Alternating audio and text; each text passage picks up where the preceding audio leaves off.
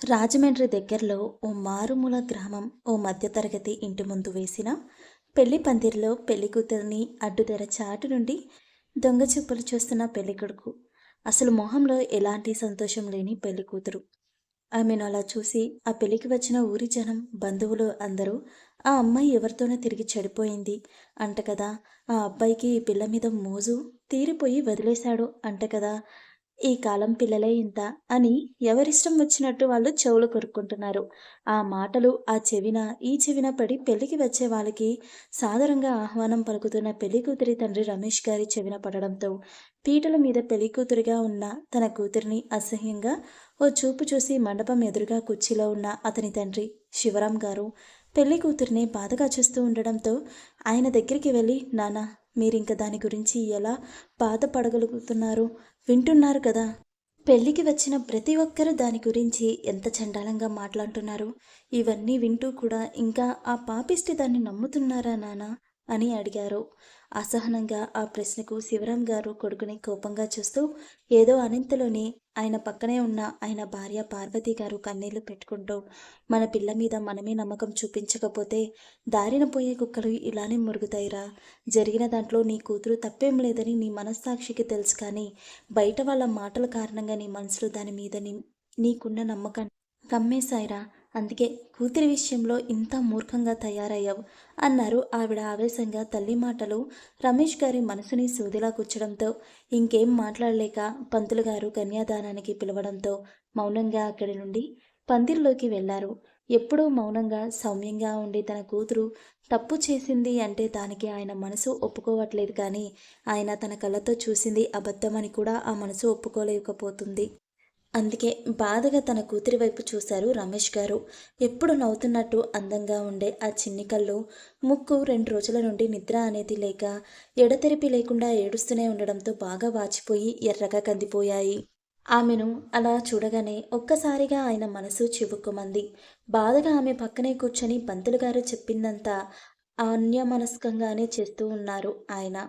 ఇంతలో పంతులు గారు వధువు చేతిని వరుడి చేతిలో పెట్టి కన్యాదానం చేయండి రమేష్ గారు అనడంతో ఆయన తన పక్కనే ఉన్న కూతురి చేతిని వరుడి చేతిలో పెట్టబోతుండగా అప్పుడే అక్కడికి చేరుకున్న పోలీసులు ఆగండి అన్న కామన్ డైలాగ్తో ఆ తంతుని ఆపారు.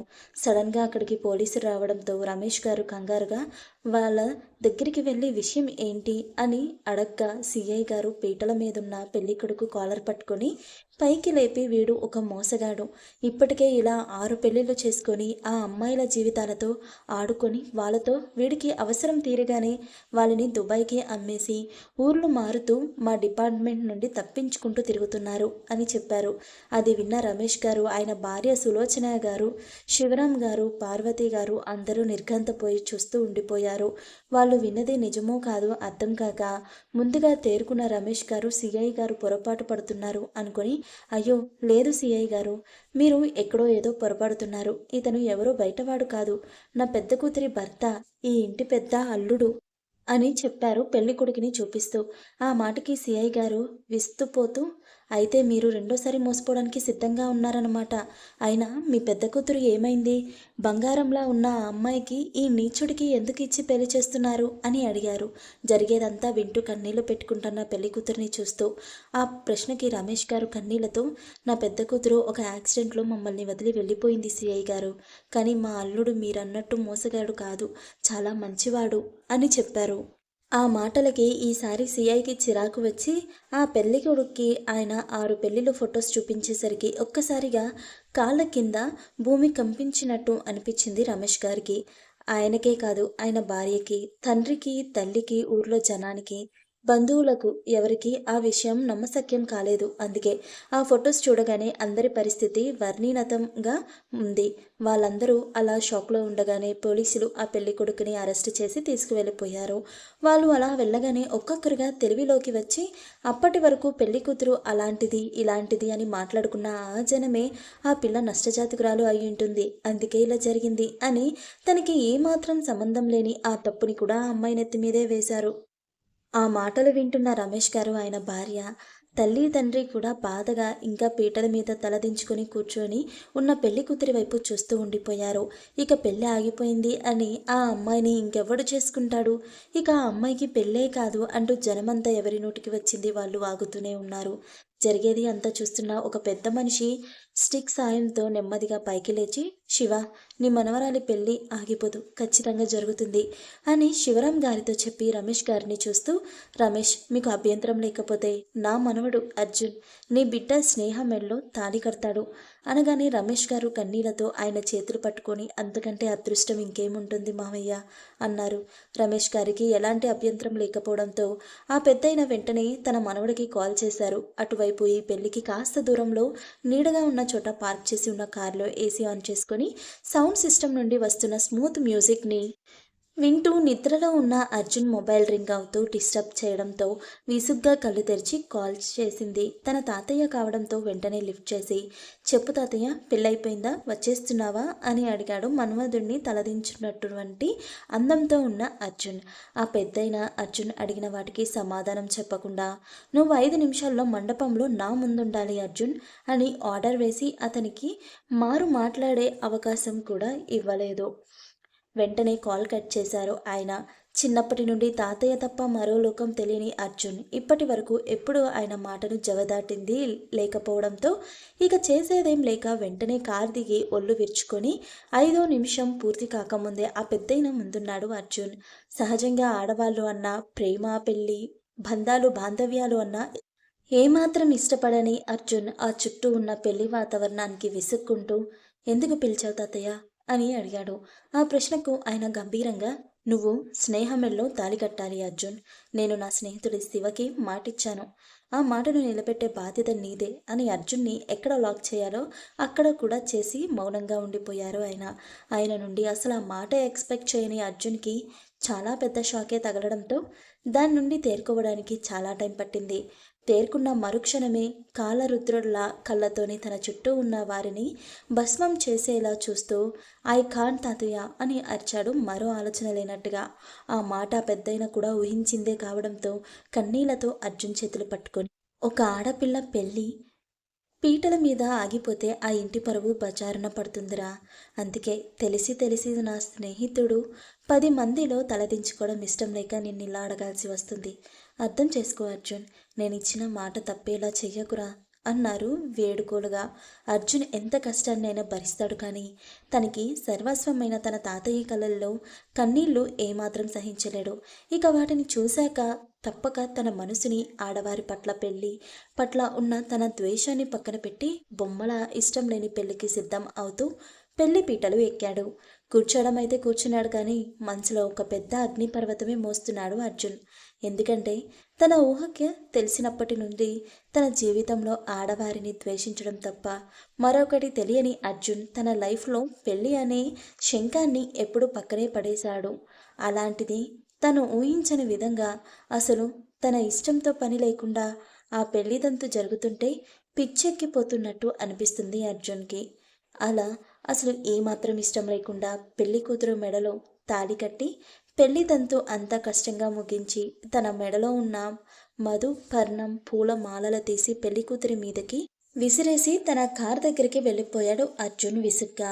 అప్పగింతలు అవగానే ఆ పెద్దయిన కారెక్కుతూ, అమ్మ స్నేహ, నువ్వు మీ ఆయన పక్కన కూర్చో తల్లి అనగానే ఆ పెళ్లి కూతురు మారు మాట్లాడకుండా అర్జున్ పక్క సీట్లో కూర్చోగానే అర్జున్ ఆవేశంగా కార్ని వైజాగ్ పరుగులు పెట్టించాడు.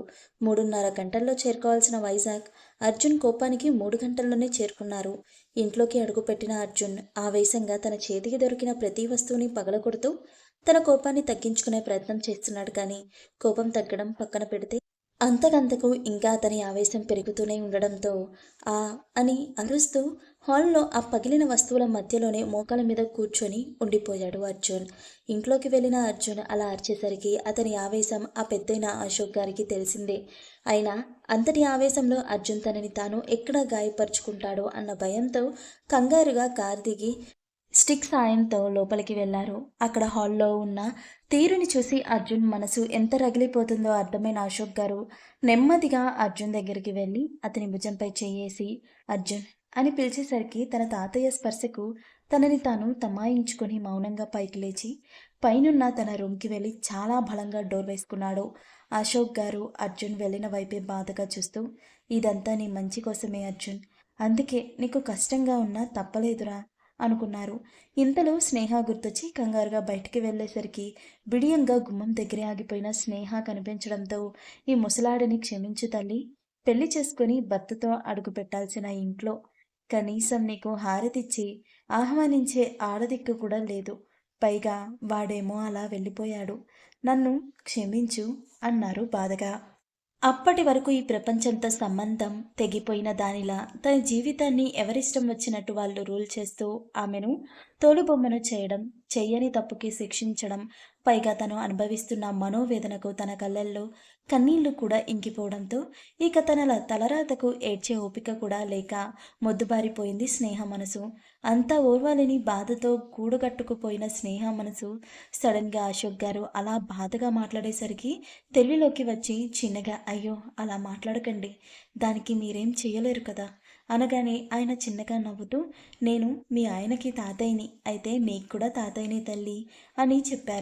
స్నేహకి అంత బాధలో కూడా ఆయన అంత ఆప్యాయంగా మాట్లాడేసరికి ఒక్కసారిగా శివరాం గారు గుర్తొచ్చి కళ్ళల్లో నీళ్లు తిరిగాయి. స్నేహ కళ్ళల్లో నీళ్లు చూసిన అశోక్ గారికి ఆమె బాధ ఏంటో ఇట్టే అర్థమైంది. ఎందుకంటే శివరాంకి స్నేహ అంటే ప్రాణం. అందుకే అశోక్ గారు ఎప్పుడు స్నేహ మనసేంటో శివరాం గారి మాటల్లో తరచుగా వింటూనే ఉండేవారు.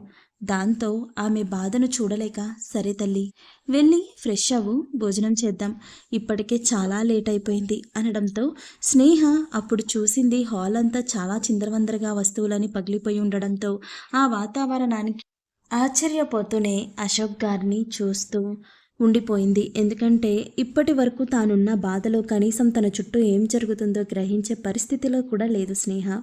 అందుకే అర్జున్ చేసిన రచ్చ స్నేహ కర్ణబేరికి చేరలేదు.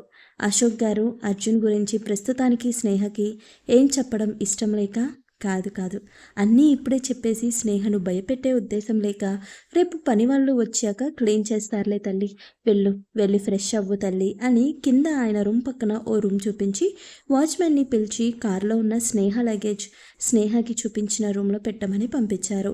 వాచ్మెన్ తన లగేజ్ పెట్టి వెళ్ళగానే ఆ రూమ్ డోర్ లాక్ చేసుకుని బొమ్మల డ్రెస్సింగ్ టేబుల్ ముందు నిలబడి పొద్దున తన ఒంటి మీద అయిష్టంగా వేసుకున్న నగలన్నీ ఒక్కొక్కటిగా తీసి పక్కన పెడుతున్న స్నేహకి ఎదురుగా ఉన్న అద్దంలో ఇంకా తన మెడలో మిగిలిన పచ్చటి పసుపు తాడు నల్లపూసలు కనిపించగానే ఒక్కసారిగా తన జీవితం అంత కళ్ళ ముందు మెదిలింది.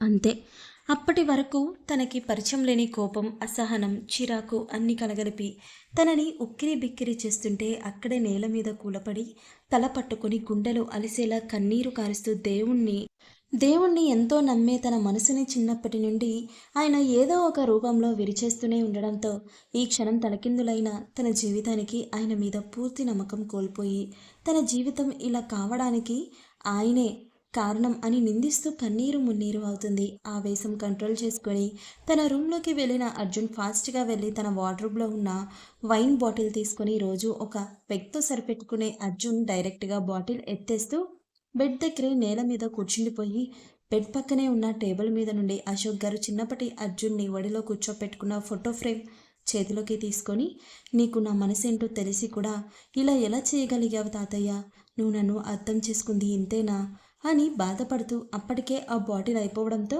మరో బాటిల్ తెచ్చుకొని తాగుతూనే క్షణాల్లో మారిన తన జీవితాన్ని తలుచుకొని బాధపడుతూనే ఆల్కహాల్ మత్తులో తొందరగానే నిద్రలోకి జారుకున్నాడు అర్జున్. స్నేహాని ఫ్రెష్ అవ్వమని పంపించిన అశోక్ గారు కూడా వెళ్ళి ఫ్రెష్ అయ్యి ఆ గదిలో ఆయన వార్డ్రోబ్లో ఉన్న ఫోటోను చూస్తూ, అర్జున్ జీవితం బాగుండాలనే వాడికి ఇష్టం లేకపోయినా ఇలా చేయాల్సి వచ్చింది, వాడు ఎలాగో ఇప్పట్లో ఆ విషయం అర్థం చేసుకోలేడు, కనీసం మీరైనా అర్థం చేసుకోండి అని బాధపడుతూ అంతలో చిన్న చిరునవ్వుతో, ఇప్పటి వరకు అంటే వేరు, కానీ ఇప్పటి నుండి స్నేహ ప్రేమలో వాడు తప్పకుండా మారతాడు అన్న నమ్మకం నాకుంది, నువ్వు చూస్తూ ఉండు అవినాష్, మన అర్జున్ని మనం ఎలా అయితే చూడాలని ఆశపడ్డామో స్నేహ వల్ల వాడు ఖచ్చితంగా అలాంటి మార్పు వస్తుంది, చూడు మీరే సంతోషపడతారు. కాసేపటికి ఆయన రూమ్ నుండి బయటకు వచ్చిన అశోక్ గారు కింద నుండే పైన ఉన్న అర్జున్ రూమ్ని చూసి బాధపడుతూ, తొందరలోనే నీలో మార్పు రావాలి అర్జున్, అప్పుడే నువ్వు ఇలా పస్తులుండడం జరగదు అని అర్జున్ని భోజనానికి పిలిచినా అతను ఎలాగూ రాడని కష్టంగా మనసుకి సర్ది చెప్పుకొని స్నేహ రూమ్ డోర్ నాక్ చేశారు. ఆమె నుండి ఎలాంటి రెస్పాన్స్ లేకపోవడంతో ఈసారి అమ్మ స్నేహ అంటూ 2-3 సార్లు పిలిచినా అయినా ఆమె నుండి ఎలాంటి రెస్పాన్స్ లేకపోయేసరికి పొద్దుట నుండి ఆమె జీవితంలో జరిగిన అనుకోని మలుపులకి ప్రయాణానికి ఆమె మనసు శరీరం కూడా అలసిపోయి నిద్రపోతుందేమో అనుకుని ఆయన ఆరోగ్యరీత్యా టాబ్లెట్స్ వేసుకోవాలి కాబట్టి ఏదో తిన్నాను అనిపించేసి మనసులో ఏదో మూలాన ప్రశాంతంగా అనిపించడంతో వెంటనే నిద్రకు ఉపక్రమించారు అశోక్ గారు ఊహించినట్టు స్నేహ మనసు శరీరం నిజంగా అలసిపోయి ఉండడంతో ఏడ్చి అలానే నేల మీదే నిద్రపోయింది స్నేహ. పైగా 4-5 రోజుల నుండి రాత్రంతా ఏడుస్తూనే గడపడం వల్ల ఇప్పుడు ఏదో స్పృహ తప్పినట్లు మత్తు నిద్రలోకి వెళ్ళిపోయింది. అలా ఆ ఇంట్లో ఇద్దరూ తమ జీవితం ఎటుపోతుందో అర్థం కాని బాధతో మత్తు నిద్రలో ఉంటే అశోక్ గారు మాత్రం ఆ ఇద్దరూ కలిసి ఖచ్చితంగా ఒక ఆదర్శ జంట అయి జీవితాంతం ఒకరికొకరు తోడుగా ఉంటారు అన్న నమ్మకంతోనే నిద్రలో ఉన్నారు. ఉదయాన్నే తానున్న పొజిషన్కి విండో నుండి డైరెక్ట్గా సూర్యకిరణాలు తన మొహం తాకడంతో మత్తుగా చిరాగ్గా కళ్ళు తెరిచిన అర్జున్ ఆ వెలుతురును తట్టుకోలేక కళ్ళు నులుముకుంటూ మరోవైపుకి తిరిగి పక్కనే నేల మీదున్న ఫోటోను చూడగానే నిన్న జరిగిందంతా ఒక్కసారిగా ఫ్లాష్లా కళ్ళ ముందు కదిలాడింది. దాంతో మళ్ళీ అశోక్ గారు ముద్దుగా పీల్చుకునే యాంగ్రీ బర్డ్ అయిపోయి వాష్రూమ్లోకి వెళ్ళిపోయాడు. అర్జున్ కాసేపటికి ఫ్రెష్ అయ్యి మనసులో మెదడులో ఉన్న బ్యాగేజ్ అంతా ప్రస్తుతానికి పక్కన పెట్టేసి ఎప్పటిలానే యాంగ్రీ లుక్తో ఫార్మల్ వేర్లో రెడీ అయ్యి కిందకి వెళ్ళేసరికి అప్పటికే డైనింగ్ టేబుల్ దగ్గర తన కోసమే ఎదురు చూస్తున్న అశోక్ గారిని చూసి సైలెంట్గా వెళ్ళి ఆయన పక్కనే ఉన్న చైర్లో కూర్చున్నాడు. అర్జున్కి ఆడవాళ్ళ మీద ఉన్న ద్వేషం వల్ల అతని చిన్నప్పటి నుండి జరిగిన కొన్ని సంఘటనల కారణంగా ఆ ఇంట్లో ఇంటి పని వంట పని అంటూ అది ఇది లేకుండా అన్నీ రాజయ్యనే చేస్తాడు. అర్జున్ కూడా రాజయ్య చేతి వంట తప్పితే మరేది కానీ స్మెల్ కూడా చూడడానికి ఇష్టపడడు. నిన్న కూడా వీళ్ళ ఇంటికి వచ్చేసరికి రాజయ్య వంట చేసి సెకండ్ షో సినిమాకి వెళ్ళాడు. అతనికి సినిమా ఉంటే భోజనం కూడా అక్కర్లేదు, అంత పిచ్చి సినిమాలంటే. రాజయ్య సాంబార్ ఇడ్లీ తాత మనవడికి వడ్డిస్తుంటే తినబోతున్న అర్జున్కి అశోక్ గారు అమ్మ స్నేహ అని పిలవడంతో అతని బీపీ మీటర్ పగిలిపోయింది. మరుక్షణమే కోపంగా తన ప్లేటు విసిరి కొట్టి తాతయ్య అర్జున్ ఎప్పటికీ మారడు. అప్పుడు ఇప్పుడు ఎప్పుడు అర్జున్ ఒకటే. ఈ పెళ్లి వల్ల నాలో ఆడవాళ్ళ మీద ఉన్న ద్వేషం పక్కన పెడతాను అని అస్సలు అనుకోవద్దు మీరు. ఎందుకంటే అది ఎప్పటికీ జరగదు అని అక్కడి నుండి 2 అడుగులు ముందుకేసి అక్కడే ఆగిపోయాడు. అప్పటికే ఉదయం ఎప్పుడో మెలకువ నిద్రలేచిన స్నేహ ఎందుకు ఆ రూమ్ నుండి బయటకు వెళ్ళే ధైర్యం చేయలేక స్నానం చేసి రెడీ అయ్యి ఆ రూమ్లోనే ఉండిపోయింది. ఇంతలో అశోక్ గారు పిలుపుతో తానున్న రూమ్ గుమ్మం వరకు వచ్చిన స్నేహ అర్జున్ అలా ప్లేటు విసిరి కొట్టేసరికి అర్జున్లోని కోపాన్ని చూసి భయంతో అక్కడే అడుగుపడక అక్కడే ఆగిపోయింది. అక్కడే అర్జున్ వెనక్కి తిరగకుండా సెకండ్ షో సినిమా నుండి తిరిగి వచ్చిన రాజయ్య చిందరవందరగా ఉన్న ఇల్లంతా సర్దిపెట్టి కొన్ని షో పీసెస్ సర్ది పెట్టడంతో అక్కడే తన చేతికి అందిన ఒక యాంటిక్ పీస్ చేతిలోకి తీసుకొని ఇప్పటి వరకు మన ఇంట్లో మనిద్దరం ఉన్నాం తాతయ్య, ఇక మీదట కూడా మనిద్దరమే ఉండాలి. అలా కాదని నేను ఇంట్లో ఉన్నప్పుడు ఈ ఇంట్లో 4 గోడల మధ్య ఉండాల్సిన వాళ్ళు నా కళ్ళకి కనిపిస్తే వాళ్ళనేం చేస్తానో నేను మీ ఊహకే వదిలేస్తున్నాను తాతయ్య అని తన చేత్తో ఉన్న ఆ వస్తువుని వెనక్కి తిరగకుండానే సరిగ్గా స్నేహ కళ్ళ దగ్గర పగిలేలా విసిరి కొట్టి బయటకు వెళ్ళిపోయాడు. అలా ఆవేశంగా గుమ్మం దాటిన అర్జున్ అంతలోని కూల్గా తాతయ్య మీరు టిఫిన్ చేయకుండా పైకి లేవద్దు అని చెప్పేసి ఎవరికి మరో మాట మాట్లాడే అవకాశం ఇవ్వకుండా తొందరగా కార్ స్టార్ట్ చేసుకొని జెట్ స్పీడ్లో కార్ డ్రైవ్ చేసుకుంటూ వెళ్ళి సిటీ మధ్యలో ఉన్న A3 గ్రూప్ ఆఫ్ కంపెనీస్ ముందు ఆపాడు. మీ ముందుకి మరో కొత్త కథతో వస్తున్నాను. ఈ స్టోరీ మీకు నచ్చిందని అనుకుంటున్నాను. మీకు కనుక నచ్చినట్లయితే ప్లీజ్ సబ్స్క్రైబ్ చేసి షేర్ చేసి లైక్ చేయండి. Thanks for watching.